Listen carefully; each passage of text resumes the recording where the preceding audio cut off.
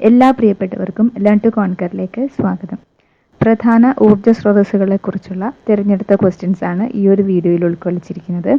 വളരെയധികം ഇമ്പോർട്ടൻ്റ് ആയ ഒരു ടോപ്പിക്കാണ്, വിട്ട് കളയരുത്. നമുക്ക് ക്ലാസ്സിലേക്ക് കടക്കാം. കത്തുമ്പോൾ ധാരാളമായി താപം പുറത്തുവിടുന്നവയാണ് ഇന്ധനങ്ങൾ. കത്തുമ്പോൾ ധാരാളമായി താപം പുറത്തുവിടുന്നവയാണ് ഇന്ധനങ്ങൾ. ഭാഗിക ജ്വലനം നടക്കുമ്പോഴുണ്ടാകുന്ന പ്രധാന സംയുക്തം ഏത്? ഭാഗിക ജ്വലനം നടക്കുമ്പോഴുണ്ടാകുന്ന പ്രധാന സംയുക്തം കാർബൺ മോണോക്സൈഡ്. Carbon monoxide.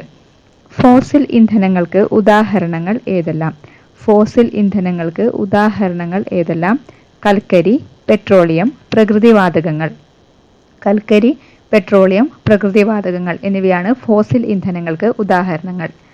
കൽക്കരിയിലെ പ്രധാന ഘടകം. കൽക്കരിയിലെ പ്രധാന ഘടകം കാർബൺ. കാർബൺ ആണ് കൽക്കരിയിലെ പ്രധാന ഘടകം. ഇന്ത്യയിലെ മുഖ്യ താപോർജ്ജ സ്രോതസ്. ഇന്ത്യയിലെ മുഖ്യ താപോർജ്ജ സ്രോതസ് കൽക്കരി. ഇന്ത്യയിലെ മുഖ്യ താപോർജ്ജ സ്രോതസ്സാണ് കൽക്കരി. ഇന്ത്യയിലെ ഏറ്റവും വലിയ കൽക്കരിപ്പാടം. ഇന്ത്യയിലെ ഏറ്റവും വലിയ കൽക്കരിപ്പാടം ഝാറിയ, ജാർഖണ്ഡിലാണ്. ഝാറിയ, ജാർഖണ്ഡ്. ലിക്വിഫൈഡ് പെട്രോളിയം ഗ്യാസിലെ മുഖ്യ ഘടകം. ലിക്വിഫൈഡ് പെട്രോളിയം ഗ്യാസിലെ LPGയിലെ മുഖ്യ ഘടകമാണ് ബ്യൂട്ടേൻ. ബ്യൂട്ടേൻ. ഒന്നുകൂടി നോക്കാം. കത്തുമ്പോൾ ധാരാളമായി താപം പുറത്തുവിടുന്നവയാണ് ഇന്ധനങ്ങൾ. ഭാഗിക ജ്വലനം നടക്കുമ്പോഴുണ്ടാകുന്ന പ്രധാന സംയുക്തം കാർബൺ മോണോക്സൈഡ്. ഫോസിൽ ഇന്ധനങ്ങൾക്ക് ഉദാഹരണങ്ങൾ കൽക്കരി, പെട്രോളിയം, പ്രകൃതിവാതകങ്ങൾ. കൽക്കരിയിലെ പ്രധാന ഘടകം കാർബൺ. ഇന്ത്യയിലെ മുഖ്യ താപോർജ്ജ സ്രോതസ് കൽക്കരി.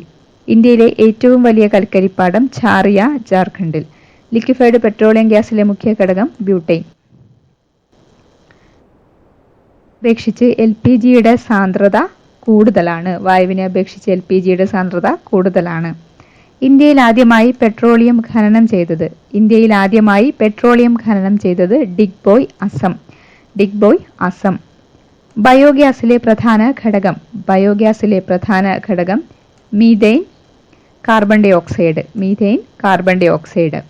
കലോറിക മൂല്യം ഏറ്റവും കൂടുതലുള്ള ഇന്ധനം. കലോറിക മൂല്യം ഏറ്റവും കൂടുതലുള്ള ഇന്ധനം ഹൈഡ്രജൻ.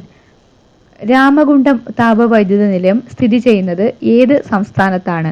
രാമഗുണ്ടം താപവൈദ്യുത നിലയം സ്ഥിതി ചെയ്യുന്നത് ഏത് സംസ്ഥാനത്താണ്? തെലങ്കാന. തെലങ്കാന. ഗാർഹിക LPGയിൽ വാതക ചോർച്ച തിരിച്ചറിയാനായി ചേർക്കുന്ന സംയുക്തം.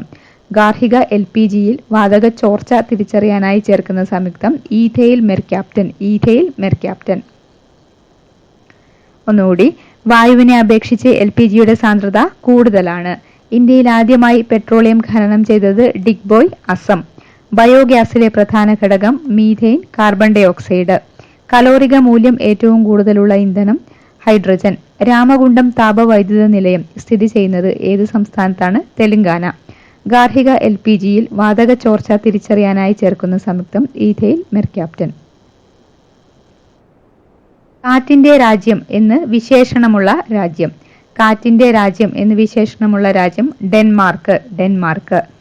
കാറ്റിൽ നിന്ന് ഏറ്റവും കൂടുതൽ വൈദ്യുതി ഉൽപ്പാദിപ്പിക്കുന്നത് ഏത് സംസ്ഥാനമാണ്? കാറ്റിൽ നിന്ന് ഏറ്റവും കൂടുതൽ വൈദ്യുതി ഉൽപ്പാദിപ്പിക്കുന്നത് ഏത് സംസ്ഥാനമാണ്? തമിഴ്നാട്.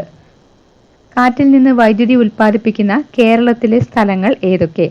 കാറ്റിൽ നിന്ന് വൈദ്യുതി ഉൽപ്പാദിപ്പിക്കുന്ന കേരളത്തിലെ സ്ഥലങ്ങൾ രാമക്കൽമേട്, ഇടുക്കി ജില്ല. കഞ്ചിക്കോട്, പാലക്കാട് ജില്ല. രാമക്കൽമേട്, കഞ്ചിക്കോട്.